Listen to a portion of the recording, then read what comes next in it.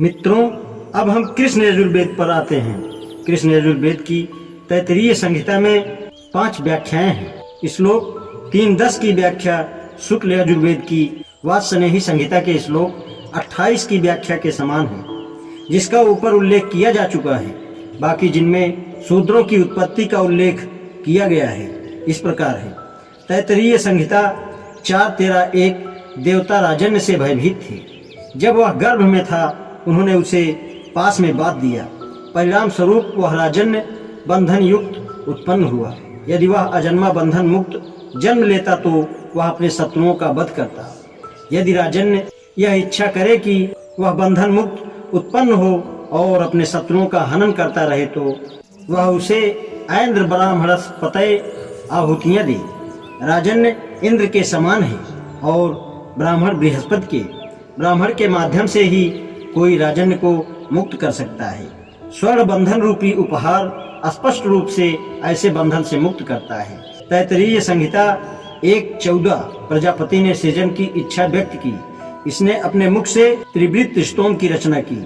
इसके उपरांत अग्निदेव गायत्री छंद साम रथांतर मानवों में ब्राह्मण और पशुओं में बकरा उत्पन्न किया। उनकी उत्पत्ति मुख से हुई।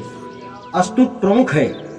उसने अपने वक्ष से और बाहुओं से पंचद की रचना की। इसके बाद देवों में इंद्र, छंदों में त्रिष्टुप, साम में बृहत, मानवों में राजन्य और पशुओं में मेष पैदा किए। ये शक्तिशाली अंगों से पैदा होने के कारण बलशाली हैं। उसने अपने बीच से सप्तदश की रचना की। इसके पश्चात उसने देवों में विश्वदेव, छंदों में जगती, साम वैश्य, मानवों में वैश्य और पशुओं में गाय को जन्म दिया। ये उदर से उत्पन्न होने के कारण योग्य हैं। इनके बहुसंख्यक होने के कारण सप्तदश के बाद अनेक वेदों को जन्म दिया। तदुपरांत उसने अपने पैरों से 21 की रचना की, जिससे अनुष्टुप छंद, साम, विराज, मानवों में शूद्र और पशुओं में अश्व पैदा हुए। अतः शूद्र और अश्व जीवों के वाहक हैं। 21 के बाद किसी आराध्य को उत्पन्न नहीं किया गया। अतः शूद्र यज्ञ करने के अधिकार से वंचित हैं। अस्तु दोनों का जीवन भी पैरों, दास्तों में ही व्यतीत होता है। तब भी शूद्र यज्ञ का पात्र नहीं, क्योंकि एक वंश के पश्चात कोई उत्पन्न नहीं हुआ। उनका स्थान चरणों में है, क्योंकि उद्गम चरण है।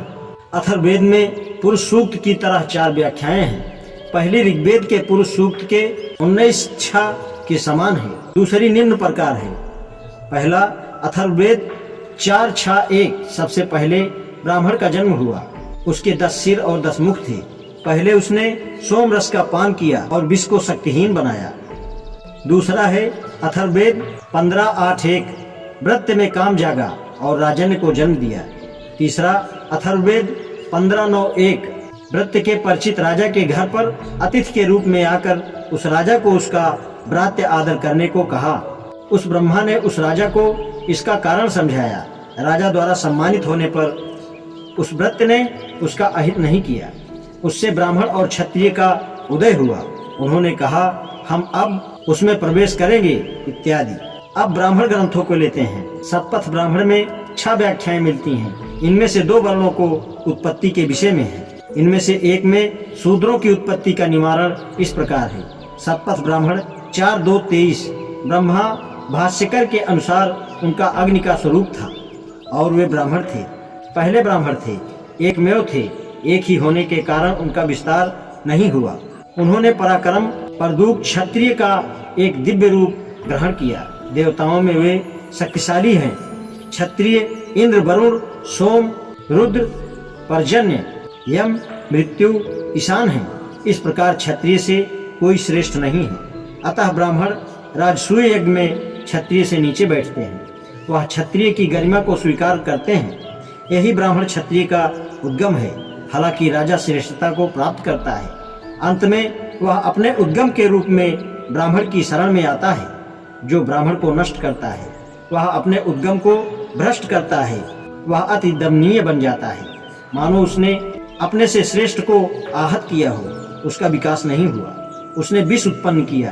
देवताओं की इस श्रेणी में वसु, रुद्र, आदित्य, विश्वदेव, मारुत आते हैं।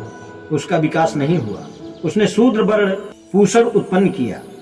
यह पृथ्वी पूषणा है क्योंकि वह सभी का पोषण करती है, उसका विकास नहीं हुआ।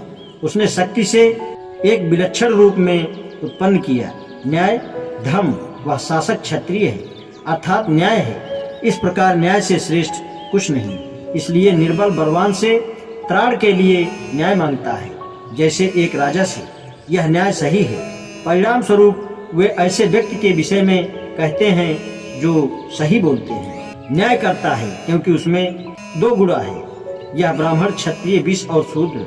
अग्नि के माध्यम से वह देवताओं में ब्रह्मा, मनुष्य में ब्राह्मण, दैवीय क्षत्रिय के माध्यम से मानव क्षत्रिय बना, दैवी वैश्य से मानव वैश्य बना, शूद्र के माध्यम से मानव शूद्र बना।